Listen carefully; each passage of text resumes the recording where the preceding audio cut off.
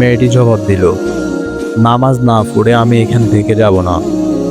মা, তুমি জানো নামাজের মাফ নেই, মানুষ আল্লাহর অবাধ্য হতে পারে না।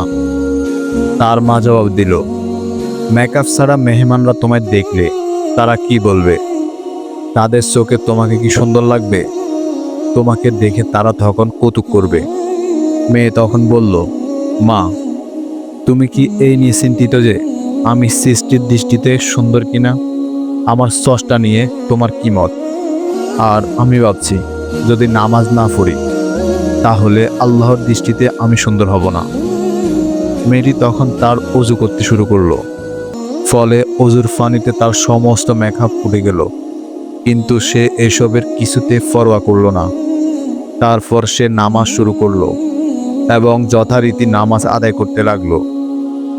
কিন্তু তখনও সে জানতো না যে এটাই তার শেষ নামাজ। সে যখন সেজদায় গেল তখন তার রূহ বের হয়ে গেল। নামাজ পড়তে দৃঢ় প্রতিজ্ঞ এক মুসলিম নারী তার প্রভুর কাছে চলে গেলেন, তার সামনে সেজদায় থেকে। তিনি নামাজকে সবচেয়ে বেশি গুরুত্ব দিতেন। মেয়েটি চেয়েছিলেন তার রবের কাছাকাছি হতে, আর নামাজে রবের সবচেয়ে কাছাকাছি হওয়া যায়।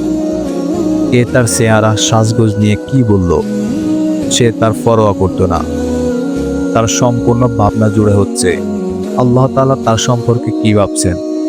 তো প্রিয় বন্ধুরা, আজকের এই ভিডিও থেকে আমাদের শিক্ষণীয় বিষয় হলো, সব মুসলমানদের চিন্তা এমনই হওয়া উচিত। ইমানের পর সবচেয়ে গুরুত্বপূর্ণ বিষয় হলো নামাজ।